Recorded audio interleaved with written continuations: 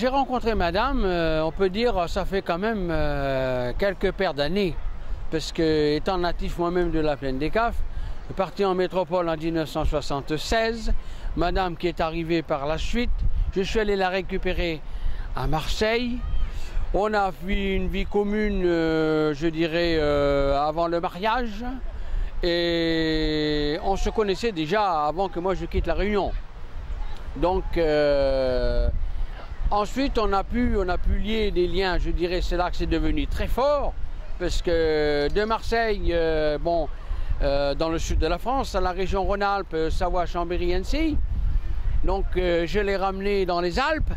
Bien sûr, il me fallait une couverture pays, comme il dit le créole, parce que les Alpes, il fait froid.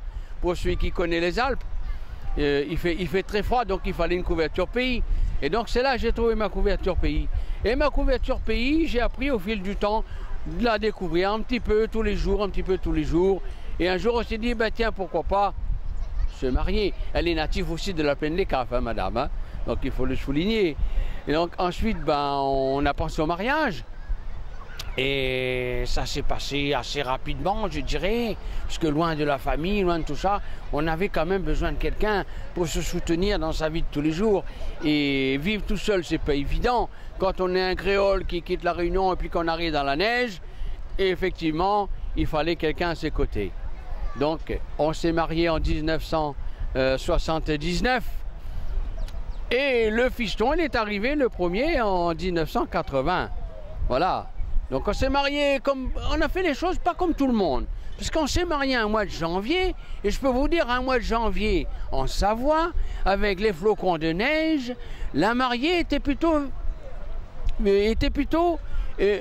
vêtue légèrement. Hein. Pour la saison, ça faisait plutôt frisqué.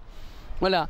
Mais avec l'amour, avec l'envie d'avancer dans la vie, mais on s'aimait tellement fort que la chaleur, elle était là, même s'il neigeait dehors avant d'entrer à la mairie.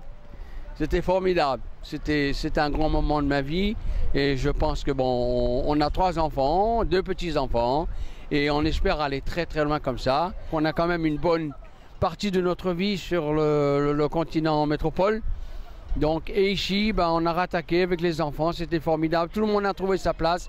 La Réunion est belle, ça vaut le coup d'être vécu. Et moi, je dis, essayons, tout le monde ensemble, qu'elle soit encore plus belle demain. Et protégeons-la tout le temps, tous les jours. Il ne faut pas hésiter, il faut le dire, il faut toujours dire aux gens, on a quelque chose. Quand on est dedans, on ne voit pas cette chose, mais quand on s'éloigne de cette chose, on ressent qu'on a besoin.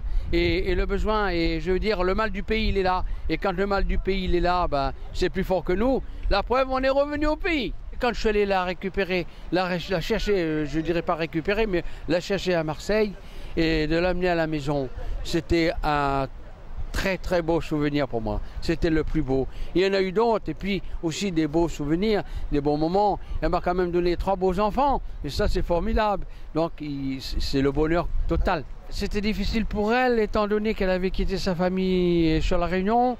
Elle est allée travailler dans une famille en métropole comme ça se faisait à l'époque, hein, ces années-là, puisqu'il n'y avait pas de travail sur l'île, il fallait bien s'expatrier. Donc elle a débarqué là-bas. Et moi, j'y étais déjà, hein, puisque j'étais au service militaire que j'avais terminé. Et on s'est rappelé, on a repris contact. Et je suis allé la récupérer parce que c'était très difficile dans la famille chez laquelle elle vivait. Donc, et ça a été formidable parce que là où elle était, je peux dire, c'était vraiment dur. C'était pas la vie, c'était pas une vie, quoi. Et quand on voit aujourd'hui, je dirais pas que ça n'existe plus, mais à cette époque, c'était pas évident de partir de la Réunion, de se faire tout seul, d'aller travailler tout seul. Encore moins évident pour une femme, hein.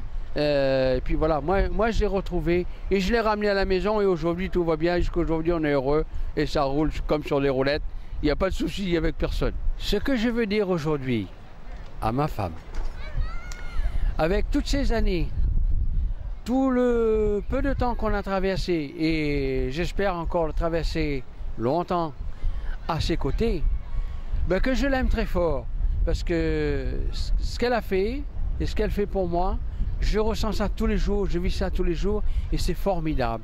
Alors, je peux lui dire encore aujourd'hui que je l'aime très, très fort parce qu'elle est à mes côtés tout le temps. Et sans elle, je ne pense pas que la vie elle aurait été si belle pour moi.